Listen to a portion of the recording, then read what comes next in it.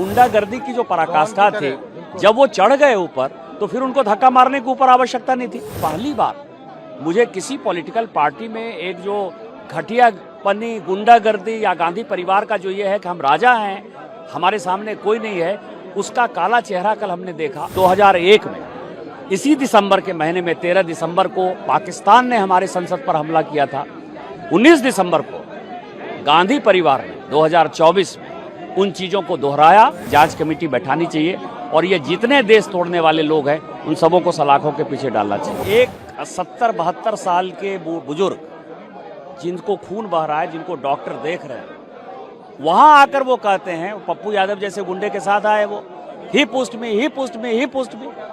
मतलब आप समझिए कि 70-72 साल का कोई 45 केजी का आदमी राहुल गांधी को धक्का दे देगा। कल जो घटना हुई उसके आप वहाँ पे मौजूद भी थे, क्या हुआ था पूरा इंसिडेंट? आपने जब राहुल गांधी देखिए क्या है कि हम लोग सभी मकर द्वार के ऊपर आंदोलन कर रहे थे 10 बजे से, जैसे आज यहाँ खड़े हैं महात्मा गांधी जी की प्रतिमा के सामने। मैंने पहली बार देखा कि कोई पॉलिटिकल पार्टी, ये चौथी टर्म का मैं सांसद हूँ और मैंने पिछले 18-20 साल में जो चीज़ें देखा है उसमें अनुभव क्या है कि कोई पॉलिटिकल पार्टी कहीं आंदोलन करती है तो उस बीच में कोई आता नहीं है। रोज कांग्रेस वाले मकर द्वार पर आंदोलन करते थे, हमारे बीजेपी के कभी कोई सांसद नहीं गए। कल उन लोगों को मैंने जो है सीधा आते हुए देखा, फिर बाद में मैंने देखा कि प्रियंका जी नीचे बैठ गए, तो मुझे लगा ठीक है, चलो वो भी आए, हल्ला हंगामा करेंगे, हम लोग भी करेंगे। उसके बाद मैंने देखा कि राहुल गांधी जी मकर द्वार के ऊपर चढ़ रहे हैं, तो मेरा और नीरज शेखर यही है बगल में, हम दोनों का नजर पड़ा और हम दोनों ने डिसाइड किया कि इसको पैसेज दे देना है, जिससे कि ये जो इंटेंशन है इसका कि धक्का मुक्की करे कोई, तो उसको हमने पैसेज दे दिया। पैसेज दे दिया तो वो चढ़ गए ऊपर। चढ़ने के बाद उन्होंने कोनियाक को, प्रताप सारंगी जी को, हमारे बगल में संतोष पांडे जी हैं, इनको, मुकेश राजपूत जी को, ये तो बेचारे बच गए, धक्का तो इनको लगा। और ये इन सबों को जो है, संबित पात्रा भी वहां खड़े थे, इनको भी धक्का लगा। तो सबको जो है उन्होंने, मतलब आप समझिए कि गुंडागर्दी की जो पराकाष्ठा थी, जब वो चढ़ गए ऊपर तो फिर उनको धक्का मारने के ऊपर आवश्यकता नहीं थी। उन्होंने धक्का मारा, प्रताप सारंगी जी घायल हो गए। आप कोनियाक, जिसके लिए कि आज हम लोग खड़े हैं, कि नॉर्थ ईस्ट की एक महिला, शेड्यूल ट्राइब महिला, जिसके कि एकदम करीब आ गए महिला को, मतलब वो बयान नहीं कर पाई, वो राज्यसभा में रोई, और उसके बाद वो संसद की तरफ चले गए।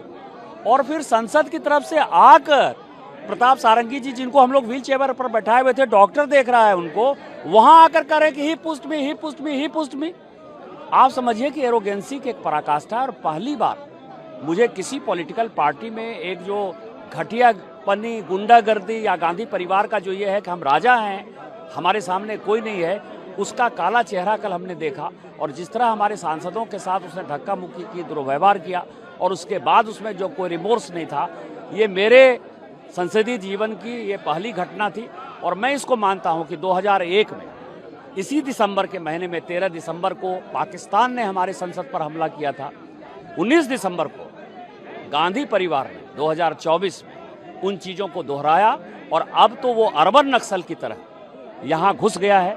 कल देवेंद्र फडणवीस जी ने जो कल बयान दिया है महाराष्ट्र के असेंबली में, वो बहुत ही डिजास्टरस है कि अर्बन नक्सलवाद के साथ, विदेशी लोगों के साथ काठमांडू में किस तरह से मीटिंग हुई।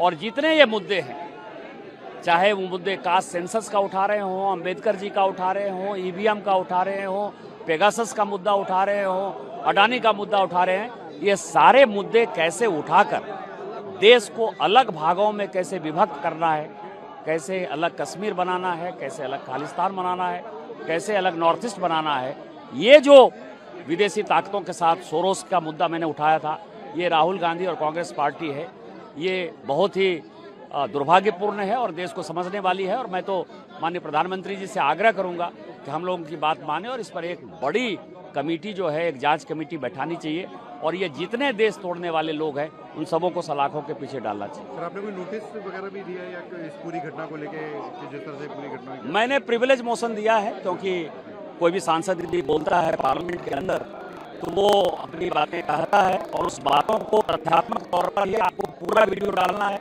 माननीय अमित शाह जी के वीडियो को उसने तोड़ मड़ोड़ कर पेश किया है, इसलिए मैंने राहुल गांधी जी के खिलाफ प्रिविलेज मोशन दिया। सर, कल की तस्वीरों में एक चीज भी दिखी थी, जो राहुल गांधी वापस आए, उनका क्या एटीट्यूड, किस तरह से वो कह रहे? यही तो मैं कह रहा हूँ ना कि वो सिंपैथी, एक 70-72 साल के बुजुर्ग जिनको खून बह रहा है, जिनको डॉक्टर देख रहे हैं, वहां आकर वो कहते हैं, पप्पू यादव जैसे गुंडे के साथ आए वो, ही पुस्ट में, ही पुस्ट में, ही पुस्ट में।